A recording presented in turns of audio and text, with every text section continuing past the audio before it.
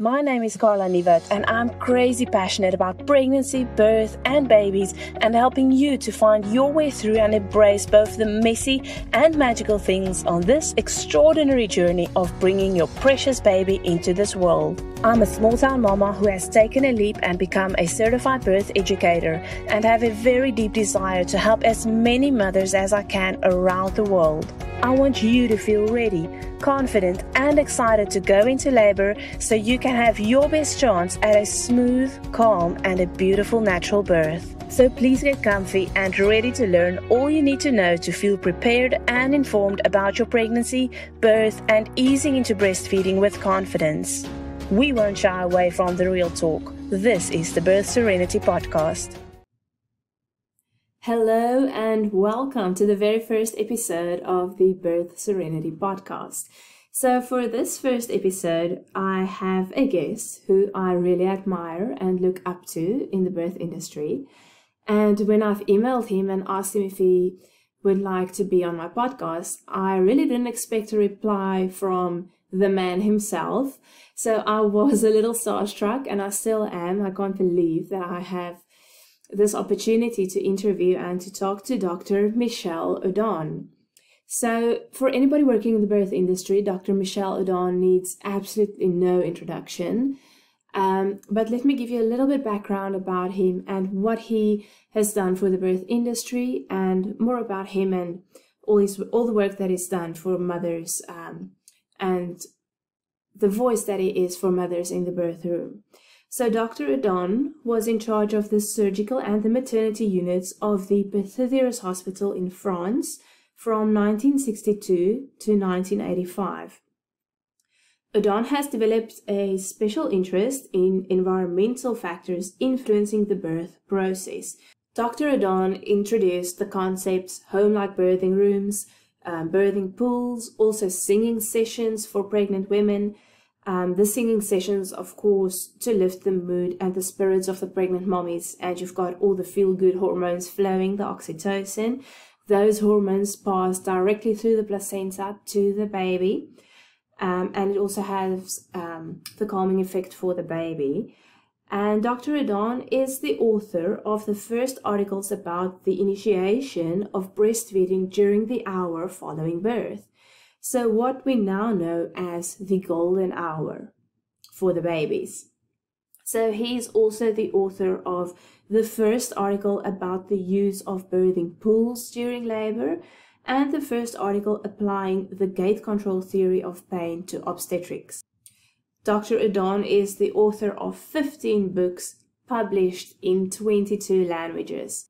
So we can basically call Dr. Audon the inventor of birthing pools and giving birth in water. And both my babies were born at home in birthing pools, and the calming effect and all the pain relieving effects that it has, it's just amazing. So thank you for that, Dr. Audon. And thank you so much for coming on to the Birth Serenity Podcast. Welcome. Yes, so let's talk together. What do you want to talk about? Okay, so my first question to you is, we live in a time where mothers are often being manipulated and unfortunately lied to by care providers to get them to have early elective cesareans before spontaneous labor starts. How do you feel about cesareans on healthy mothers who carry healthy babies who don't pose any risks before natural labor starts? Very important question, because when we talk about cesarean sections, we must first emphasize that there are several kinds of cesarean sections. The point is not to contrast vaginal route and cesarean section. In reality, the important point, from the point of view of the baby, we are talking on behalf of the baby. The important point is to contrast birth with labor and birth without labor. And when the baby is born by cesarean section, before the labor starts, it's a birth without labor. And from the point of view of the baby, it's a situation we have many reasons to try to avoid. I explain why it's important to avoid this situation. The first one is that in this case, baby has not given a signal saying, I'm ready to be born. I'm ready to be born in the same as I'm ready to breathe. And we know today that the baby participates in the initiation of labor by releasing in the amniotic fluid factor, surfactant, a message saying, I am ready to breathe. When you do cesarean section before labor starts, baby has not given this signal. And also, when there is a cesarean section before the labor starts, baby is not exposed to maternal and fetal hormones, stress hormones. And baby needs some stress hormones to be completely mature. We know today that if, when the mother is in labor, she's releasing corticosteroids, stress hormones, that make complete the maturation of baby's lungs. We know also that during labor, baby is releasing its own stress hormones, hormones of the family of the adrenaline, that also play a role to mature the respiratory functions, but other functions, sense of smell, for example, and so on. So the important point, and we might go on like that during a long time, for example, talk about melatonin, the darkness hormone, which is crossing the placenta, which is protecting the baby because it has antioxidant effect. So just to say that when you talk about how babies are born, that we have to contrast birth without labor and birth with labor. We should not contrast vaginal route and cesarean section. It's much more birth with labor or without labor. And we have many, many reasons before we know more, because we have a lack of study about the possible long-term effect of being born without labor. Before we know more, there are many reasons when it's possible to avoid this kind of cesarean section. As often as possible, it's better to wait. If we think that the cesarean section will be necessary, and if it's possible, it's always better to wait until the spontaneous initiation of labor. A big difference for the baby. We are talking about the point of view of the baby. You know, it's not the same as the point of view of adults. Adults sometimes prefer to do a C-section at 10 o'clock in the morning on Wednesday. It's comfortable.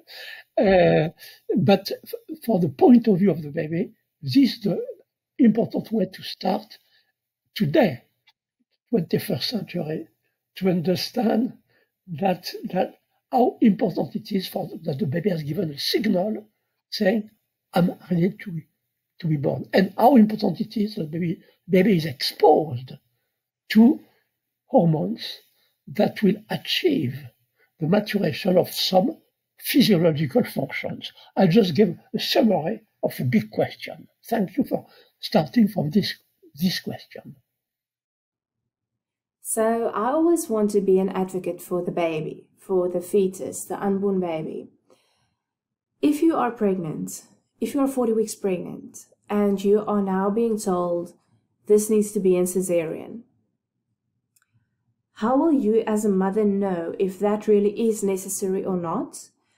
And I'm now talking about healthy, low-risk pregnancies. This excludes emergency cesareans and high-risk moms. Yes. The point is not to wonder if cesarean is necessary or is not necessary. The point is much more to wonder, first, in most cases, what can I do so that the labor is as easy as possible? to avoid cesarean section, to reduce the rate of cesarean section, should not be a primary objective. Today, often it's a primary objective. Today, many groups promoting natural childbirth say you should avoid cesarean section. Today, in medical circles, they are looking at their statistics and they want to try to control the rate of cesarean section. So people today often as a primary objective, not only among people promoting natural childbirth, but also in medical circles. They want to control the rate of cesarean section. So it's important to emphasize that to reduce or to control the rate of cesarean section should not be a primary objective. It can be dangerous as an objective. The primary objective is a better understanding of the birth process. The primary objective should be a better understanding of the basic need of a laboring woman. That we have to start from that. How to relearn how to make the birth as easy as possible. How to relearn at a cultural level. It's not just talking about doctors or lay people or people promoting natural childbirth. It's cultural.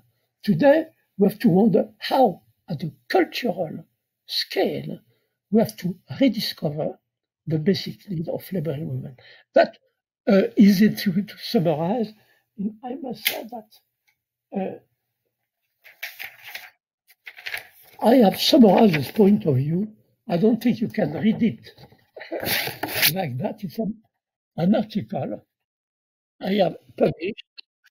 I don't think you can read it, of course, but it's an article I've published in British Medical Journal in 2004. In fact, the meaning of this article is it might be dangerous to try as a first objective, a primary objective, to reduce the rate of cesarean section. The effect will be more and more difficult birth by vaginal route, need for forceps, need for long hours of drip of synthetic oxytocin. That should not be the primary objective. The primary objective is to understand the basic need of laboring women. And from this perspective, when we talk about that, we must say that there are reasons for optimism. There are reasons today opportunities today to improve our understanding of the birth process and to explain why until now we have such a lack of understanding of the basic need of laboring women. One reason is that we have thousands of years of culturally controlled childbirth. Long time ago, women used to isolate themselves to give birth. There was no cultural control. But after that, and this was an aspect of the domination of nature, like agriculture, like animal husbandry, it was not only to dominate animals, plants, agriculture, animal husbandry, and so on, but it's also to dominate human beings, to control, to organize physiological events. A birth was socialized and more socialized and more socialized, and we have reached the limits. Birth is so socialized today that today at a global scale, and that's very serious, at a global scale, the number of women who give birth to the baby and to the placenta, thanks to the release of what is now considered a cocktail of hormones of love, this number is becoming insignificant because we don't understand the needs of laboring women, because we have at our disposal powerful drugs, synthetic oxytocin and so on. We have at our disposal safe technique of C-section. So today we have reached a point at a global scale when the number of women we give birth to the baby, thanks to the release of cocktail of hormones of love, this number is becoming insignificant. It's a turning point in the history of mankind. No need for hormones of love to have babies. It's serious.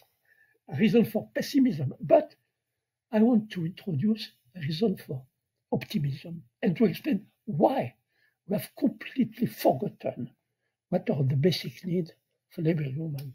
The main reason, the most important reason, is that usually when we consider these issues, we start from a bad question. I've published a book recently saying that when we are in unprecedented situation, the important point is to phrase appropriate questions, how to ask questions. And this is what we have to do now when you talk about childbirth, how to phrase good questions. The reason why there are so many C-sections, cesarean sections, so many needs for drugs and so on, is that we don't start from a good question to understand the basic need of a liberating woman. Read books, textbooks, books written for midwives, for doctors, and so on.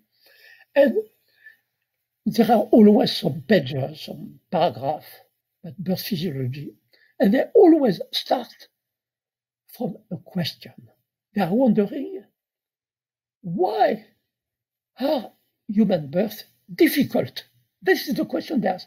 Why human births are so difficult? They start from that. Starting from this question, they say it's for mechanical reasons.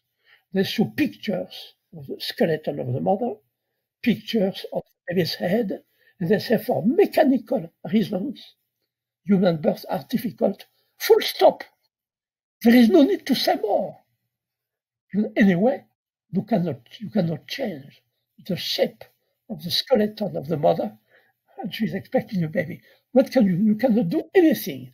You start from this question: why is it difficult? There is nothing to say. Full stop. And the point that if we want to go one step further is to start from a good question. The good question, the appropriate question is why occasionally some women were not special, morphologically speaking, their size and so on. Why some women occasionally give birth easily and quickly. All of us, even in 2020, have anecdotes of women who have given birth easily and quickly. So that's the question. Why is it possible? Occasionally, we don't know why, that women give birth easily. If you start from this question in the scientific context of the 21st century, we find new answers.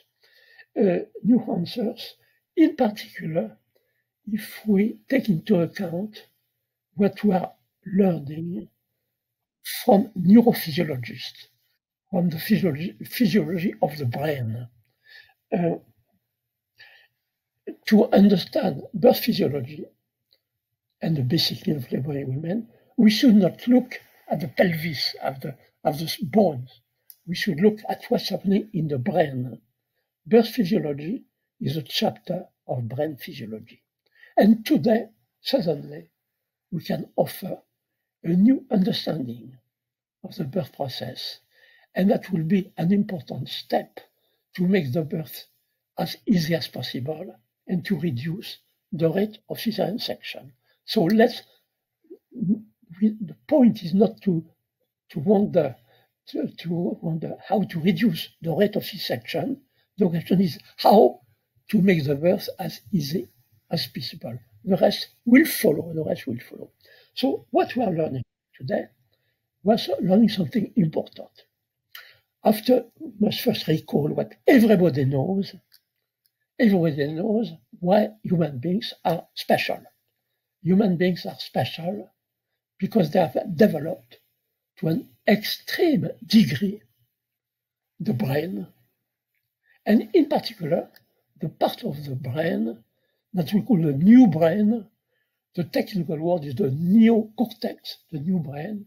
It's the brain that makes us completely different from the other mammals. It's because we have developed such a new brain, such a neocortex, that we can communicate with language. We can communicate now between you in South Africa, me in Europe. We have developed techniques with the screens and so on. We can communicate, we can talk together. How is it possible? Because we are human beings. We have developed this new brain, this neocortex. We can send human beings to the moon and so on. That's what makes human beings so special. So the important point, it is until recently, this new brain, this neocortex, was presented as a tool, as an instrument, a tool at the service of physiological functions, providing information about space, time, facilitating communication, and so on. But suddenly, today, we realize that it's not as simple as that. And that's what makes human beings so special. That in some situations, on the contrary, the activity of this new brain, of this neocortex, of this powerful neocortex, can inhibit, can obscure some vital physiological functions. It's the opposite of what we think usually. I might give many examples. I'll just give one before going back to the birth process. Something very simple to explain, and then after that to interpret. If you know that usually we say that the human sense of smell is weak. We are not very good at recognizing, detecting odors and so on, compared with the other mammals, dogs and so on. So everybody knows that. But the important point is an experiment, very simple experiment.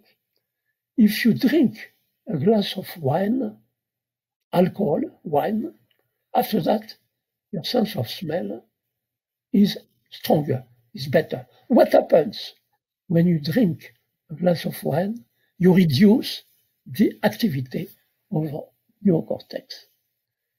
And that's a way to facilitate, to reinforce your sense of smell. That's an example to explain what is the concept of neocortical inhibition, how this powerful new brain, in some situations, does not behave like a tool. On the contrary, it can inhibit, make more difficult some physical functions. So the important point is that it's not just the sense of smell, it's other physiological functions that can also be inhibited, be made more difficult when our neocortex is too active, when the thinking brain is too active, when the logical brain is too active. There are several physiological functions that do not work properly. This is the case of the birth process. So today, and that's a reason for optimism, and that's why we have to, when we talk about issues like a cesarean section and so on, that we must put forward that today we have opportunities to understand a new way what are the basic needs of laboring women. We can explain that the birth process is an example, among others, of a physiological process which is inhibited, which is obscure, which is more difficult when the neocortex, the thinking brain, is active.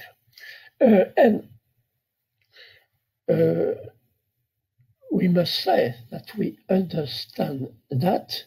We understand more easily the solution that nature found to make human birth possible and even occasionally easy in our species. It's a very simple solution. This is what we need to understand. The birth process of human is possible if the thinking brain, the logical brain, the brain of the intellect, the neocortex, is reducing its activity. We must stop thinking, being logical, and so on. And I'm sure that in South Africa and elsewhere, at this phase of the history, there are still some people who can understand the solution that nature found to make the birth process possible and even potentially easy among humans. A very simple solution. The thinking brain, the neocortex, must stop working. And some people can still understand that. There are still, occasionally, in spite of 10,000 of years of socialized birth, there are still some people who know that when a woman can give birth easily, quickly, by herself, there is a time when she's as if cutting herself off from her world, forgetting what she read in books, what she learned, forgetting her plans. Fashionable to make plans. And a woman suddenly, in hard labor, suddenly can behave in a strange way, in a way that usually would be unacceptable regarding a civilized woman. For example, she dares to swear, she dares to scream, she can behave in a strange way. Sometimes signs that we don't pay attention to. For example, women in hard labor can perceive odors that other people cannot perceive. Their sense of smell is more powerful. And women in hard labor are like being on another planet, can find themselves in strange postures, mammalian postures, on hands and knees, asymmetrical, very primitive, quadrupedal, and so on. What does it mean when a woman is like that on another planet, strange, forgetting everything? What does it mean? It means that she has reduced the activity of her new brain, of her neocortex, and that's the key that makes human birth possible and even possibly easy. And if this point is understood, immediately, even after 10,000 of years of socialized birth, immediately we can rediscover, we are giving an opportunity to rediscover the basic need of a laboring woman. A laboring woman needs first to be protected. So suddenly the keyword is protection. It's not helping, guiding, controlling, supporting, coaching, managing, and so on. No. Suddenly the keyword is protection. The laboring woman needs to be protected against all possible stimulations of her new brain, of her neocortex. And easy to say that, and easy to recall what are the main ways, stimulants of the neocortex, in fact, stimulating the neocortex. There is language. It means, when you understand that the worst thing to do is to talk to a woman in labor, stimulate our neocortex. Language, light. It means so important that when a woman in labor, there is no bright light. That is to suddenly to understand the big difference between semi-darkness and bright light. It's essential to avoid light. And to be fast, because I don't want to give details. We don't need details. We need to understand what is essential. It means that a laboring woman needs to be protected against anything that can stimulate her attention. For example, she must not feel observed. If you feel observed, somebody in front of you looking at you, you pay attention to yourself. Or it means also, for example, that a woman in labor does not need to be something worrying. She must not be scared about something. She must be protected against anything which can be scary and so on. So the important point, if we understand in the light of modern physiology, the basic need of laboring woman, the important point is the keyword protection. Don't try to help a woman in labor. Protect her against what can stimulate her neocortex, language, light, anything that can stimulate our attention. So it means that suddenly, we are given an opportunity, thanks to neurophysiologists, and on the condition that we start from the right question, suddenly we have reason for optimism. It's not completely unrealistic, utopian, that we rediscover the basic need of laboring women. It's difficult because it means changing our way of thinking. It means thinking of protecting against inhibitory factors instead of helping. So here we are at the present time. There are reasons for optimism. It's not impossible to realize why human births are so difficult and more difficult from generation to generation. It has been like that for 10,000 of years. It's an aspect of the domination of nature. So here we are at the present time, and when we talk about reto C-section, when we talk about obstetrical intervention, in fact, we don't need to introduce details. We need to realize that we are at a turning point when suddenly we are offered an opportunity to rediscover the basic need of laboring women. It will be very difficult because it means changing our way of thinking. It's not like learning a technique, learning details. It's changing our way of thinking, avoiding words. The point is not to help, it's not to guide, it's not to control, it's not to support, it's not to manage, it's not to coach, and so on. It's to protect, protecting. It's incredibly difficult, changing the way. Yes, the laboring mom always needs to feel safe and protected. To feel safe, to feel protected against possible dangers.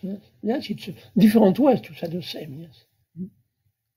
So I think that, thanks to your questions, in some minutes, I've summarized what everyone needs to understand, that we are at a turning point in our understanding of the birth process.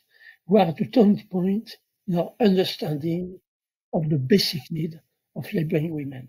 So the point is not to focus on cesarean section or on drip of synthetic oxytocin or on peridural and the need for intervention. The point is to wonder how to make human birth difficult, how to relearn what to do so that more and more women in the future might release hormones of love to have babies. It's a very important issue. But from the question you have raised, I could find the time to develop what is essential. I might say it's better not to talk too much, but it's important to talk immediately to what is essential. That's why I wanted to show you. Of course, I cannot show you easily. I will know that. Look at the length of this article I've published in 2004 in British Medical Journal. It's how short it is. Look at how short it is. Very short, yes. I think it was useful because it was short. I just say what is essential. We have to think a different way. That to change our way of thinking is the same as saying we must enter a new paradigm, which is a the fashionable term. We must enter a new paradigm, a general way of thinking. So thank you for giving me the opportunities to summarize what is essential. And often people contrast elective cesarean section, planned C-section, and emergency cesarean section. In fact, we should not talk like that for the point of view of the baby. That is to say, not from the point of view of the adult. We should contrast cesarean section before the labor starts. So it's not the one elective or planned, it's before the labor starts, the point of view of the baby. And to contrast that with cesarean section after the labor starts. And you use the term emergency cesarean section. I use your vocabulary to emphasize that it's possible to perform in labor cesarean section, which are not emergency cesarean section. So what I want to use what I said to explain that it is possible to perform an in labor non-emergency cesarean section. A cesarean section can be in labor, and this is a way from a practical perspective to go back to your question. A cesarean section can be performed during labor before the stage of emergency. People today contrast elective and emergency. That's wrong way to contrast two different kinds of C-section. We must say before labor or during labor. And among the cesarean section during labor, we must give great importance to in labor non-emergency cesarean section, because there is another kind of C-section we should try to avoid. It's cesarean section in a real situation of emergency. At the last minute, we tried everything. Hours of drip of synthetic oxytocin, perhaps trying forceps, finally last minute C-section. That's another kind of C-section we must avoid. Last minute emergency cesarean section. Finally, from the point of view of the baby, the best kind of C-section is an in labor non-emergency C-section. We decide before it's not too late, being quiet without quietly, it's better for the baby to do C-section now. And we must say that after an in labor non-emergency cesarean section, in general, babies are in very good shape, beautiful color, they breathe well, and they find the breast easily. And that's something we have to repeat and to repeat and repeat. It's not well understood. That from the point of view of the baby, of course, ideally, it's easy birth by vaginal route, but for that we have to rediscover. Basically, of laboring women, it's not easy to introduce the cord protection. It's either this kind of birth, vaginal route, easy, or in labor, non-emergency cesarean section. We should go in this direction. This is not well understood. I have constantly stories because I know many doulas in London. I do information sourcing for doulas. I know what's happening in hospitals. And we must say that often, at the present time, adults don't take the point of view of babies.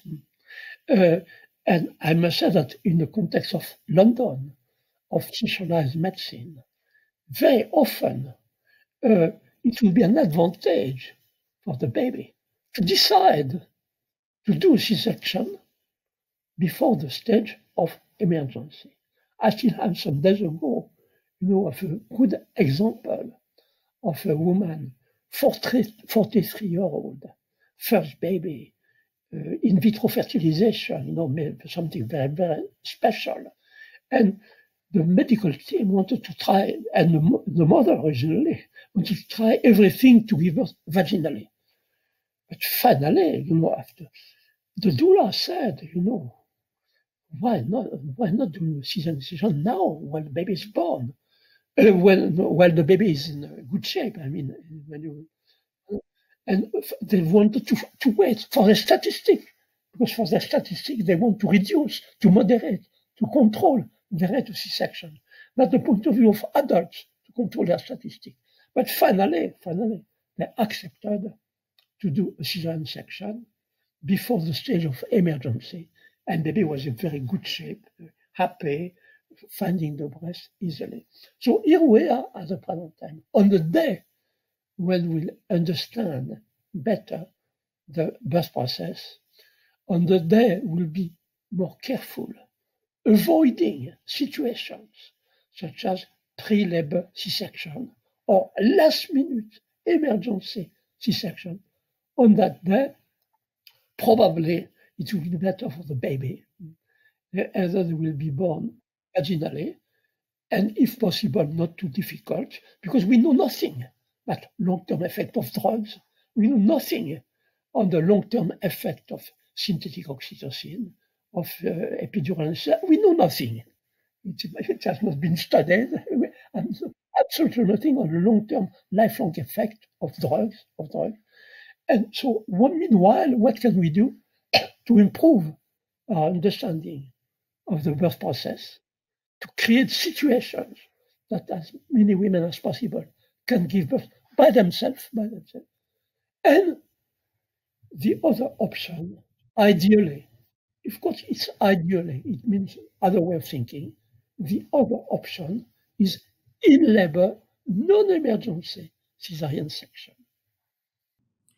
Will babies who are born by early elective cesareans, or as you call it, pre-labor cesareans, will they face any health risks later in life? So I know about all the studies going on around this topic and what some of the research has already shown, but what are your thoughts on this? So this again excludes emergency cesareans.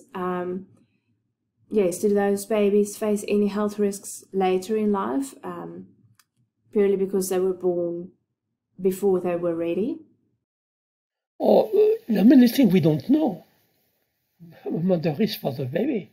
Many things we don't know, but there are already studies, preliminary studies, showing that, for example, there is an increased risk of infectious diseases in childhood, increased risk of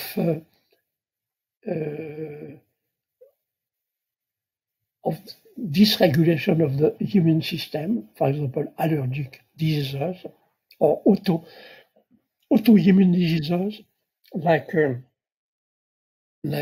type 1 diabetes. So we already know something, but it has not been really studied until now, and it's very difficult to study.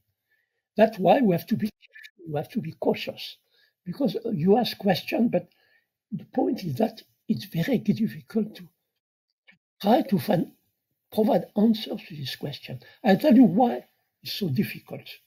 Because ideally, one wants to evaluate the risk and the benefits of a new medical intervention, whatever. It can be pharmacological, it can be drug, it can be operative, but one wants to evaluate the ratio of benefits to risk of any medical intervention. Ideally, we have to do what is called a randomized controlled study. What it means? What does it mean? It means the first step, when we have decided to study one group and to try to evaluate the effect of one intervention, the first step is to do a lottery, to randomize, to divide in two groups. In one group, you have an attitude. In another group, you have another attitude. And then you can follow up. There is a follow-up of the two groups. And then you can evaluate what are the risks, what are the benefits, what are the ratio of benefit to risk.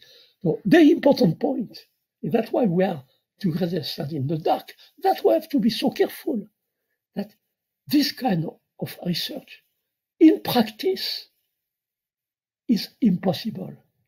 You cannot tell 5,000 women at random, you'll have a C-section before the labor starts. And you cannot say at random to other 5,000 women, you'll give birth with a drip of synthetic oxytocin. We cannot randomize.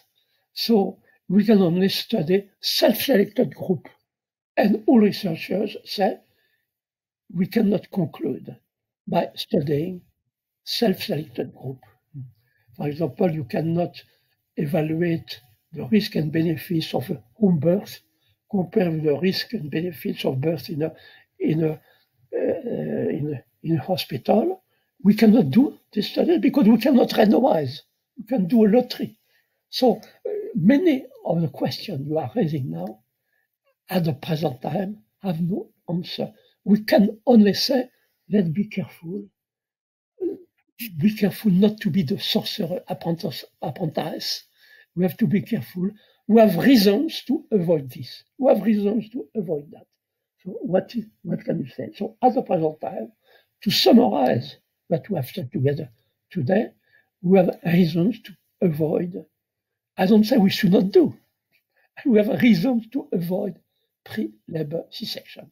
We have reasons to avoid last-minute emergency cesarean section. We have reason to avoid 10 hours of drip of synthetic oxytocin.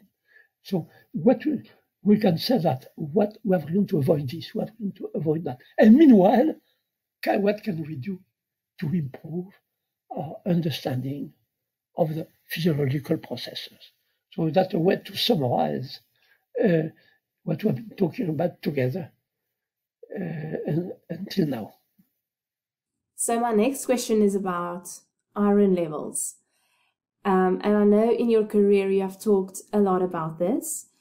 One of the big concerns about immediate cord clamping is the much lower iron levels than in the babies. So what are your thoughts on iron levels in mothers and babies? Is it really so important? And is it also something that is so easily thrown out of balance?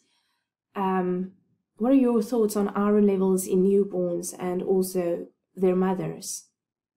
Iron is a very difficult situation because when we talk about iron level, about newborn babies, in fact, it's related to iron level of the mother. And we have to be careful because there is a tendency, probably, to give too easily supplements of iron to the mother. Because in fact, the question is not the baby, it's also the mother. Iron. Many at the present time, there is a tendency, because we don't interpret correctly some tests like hemoglobin level and so on, to give too easily supplements of iron to the mother. And something we forget, don't keep in mind, that iron is a powerful oxidative substance, very oxidative. So there is a kind of paradoxical situations of doctors who do not hesitate to give pregnant women supplement of iron, and at the same time, they say you should eat a lot of fruit and vegetable because they provide a sufficient amount of antioxidants.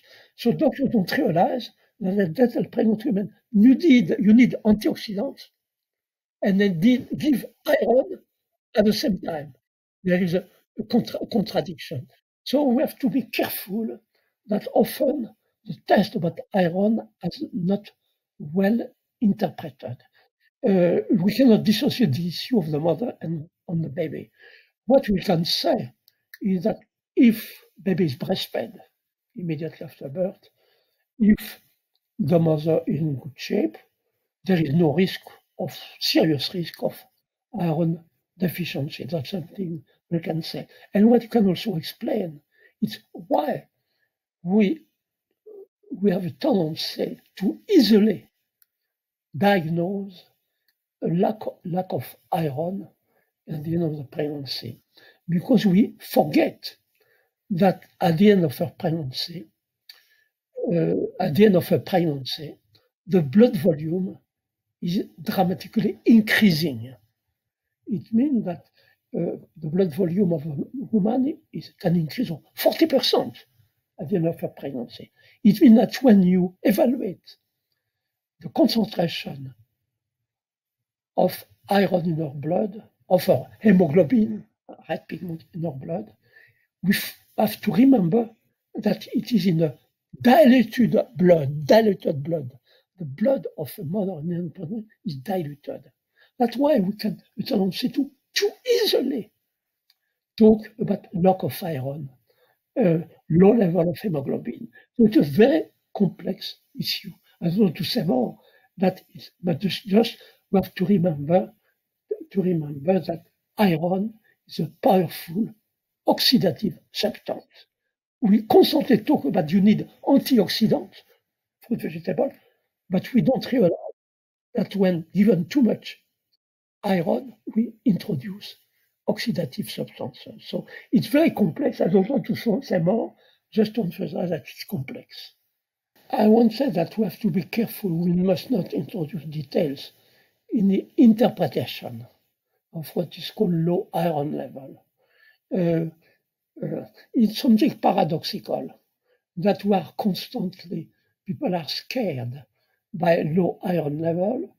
They evaluate that and so on. And at the same time, they say you need antioxidants, and iron. I don't realize that iron is a powerful oxidative substance. So it's a very complex issue. We cannot answer very too easily. But in general, I don't talk about one research in particular. In general, there is a tendency to forget that iron is a powerful oxidative substance. And it's very paradoxical to tell women you need antioxidants and to give supplement of iron. It's a very complex issue, but the point is that we don't realize that it's a complex issue. We have to be careful with iron. Okay, and my last question then. It is just shocking and still very sad to hear that so many mothers are still being coached to push during labor, and to forcefully push their babies out. What drives the natural expulsive reflex or the fetal ejection reflex? And why is it so much better to wait for it than to forcefully push your baby out? Yes. In fact, it's a way, your question is a way to go back to what we have been talking about basic need of laboring women. It's sure that when a woman can give birth in an appropriate environment, for example, nobody around, apart from an experience, low profile, birth attendant, sitting in a corner, knitting, repetitive tasks, silent, low profile, in a small dark room, comfortable temperature. It shows that in an ideal situation like that, in general, at the end, women can have what I call a fetus ejection reflex. You have used this term. So what does it mean in this case? Important to introduce this question and to describe what it means, because we have forgotten what it is after 10,000 of years of socialized birth. Well, it means that a woman was in labor, passive, having contraction and so on. Suddenly, it's as if she's changing gear, suddenly full of energy, 2, 3, 4 irresistible contractions. No room for voluntary movement. It's like a reflex, and baby is born. So it's what I have called, article in medical literature, a fetus ejection reflex. So this is what can happen, what will happen more often in the future if we understand the concept of neocortical inhibition, if we rediscover the basic neurodevelopment. The point is that today, as a general rule, birth is socialized, people are talking, giving suggestion, talking like that. In general, there is no fetus ejection reflex. So women are encouraged to push baby out, to be active. There is a second stage of labor. So we might say the second stage of labor is a kind of a complication of socialized birth. It's when the fetus ejection reflex is not possible. That second stage of labor with voluntary movement. So this is an important question that you are raising, because we can, of course, it cannot be overnight, because 10,000 of years of social, cultural interference. But it's sure that we can say, and I know in particular some doulas who have a good experience of fetus ejection reflexes. I can say that even modern women, when they are in an appropriate environment, as few people as possible, ideally just one person sitting in a corner in the dark, knitting or saying nothing, small room and so on, it's sure that even modern women can still have a fetus ejection reflex. So in this case, they don't have a second stage of labor. In this case, they don't need to push actively. So to understand this issue, of course, we need time. We need to better understanding of birth physiology, what has been our topic today. So we might say, sometimes I said that the art of midwifery is the art of creating the conditions for a real fetus ejection reflex. That to say, situations so that a woman at the end does not need to be active. She's not active. It's a reflex. It's irresistible. It's involuntary, like that. So this is the art of midwifery, to create or not to disturb this condition. It will take time. You know, what is difficult today is that we must change our way of thinking. It's not like learning new techniques. It's changing our way of thinking. A big difference between 20th century and 21st century. I can talk about 20th century because I started to be involved in childbirth in 1953. I'm still involved in childbirth, so I can talk about history. During the 20th century, the history of childbirth was mostly influenced by technical and technological advances. There have been the plastic revolution, the electronic revolution, new technique of cesarean section, new technique in anesthesiology. It was technical, technological.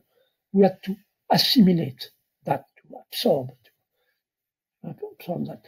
But today, the history of childbirth is mostly influenced by scientific advances. And that's completely different. It means we have to change our way of thinking. And exactly what I try to explain today from one example. Suddenly, in the age of modern neurophysiology, suddenly we have changed our way of thinking. We must not try to help a woman to give birth or to control or to guide her. No. We can protect her against what can make the birth difficult. So it's changing our way of thinking. So that's why it's so difficult today. That's why we need time, changing our way of thinking. But it's not, even it's utopian, it's not impossible. Dr. Don, thank you so much from the bottom of my heart. I am still a little starstruck. I can't believe that I had the opportunity to talk to you. I appreciate your time. So thank you so very much, not only for this interview, but for everything that you've done for the birth industry and for women all around the world, making the birth room and the birth environment just a little bit safer and helping us understand it a little bit better. So thank you so very much for all your work through the decades. I really appreciate your time. Thank you. So keep me posted. Let me know what's happening in South Africa. Keep me posted. Let me know if you have some reactions to our conversation. I'm sorry that my ears are so bad now. It's my weak point. My weak point is my ears. So, but we could manage. Thank you. Good evening. Thank you. Are you pregnant? Hoping for a smooth, calm, beautiful natural birth? Let us help you with that. In the Birth Serenity Antenatal Program, we focus on natural birth and would be honored to help and support you to prepare yourself in the best possible way, both mentally and physically, for your birth. Our aim is to help you find peace and accept your birth, whichever way it turns out. For more information, go to birthserenity.com.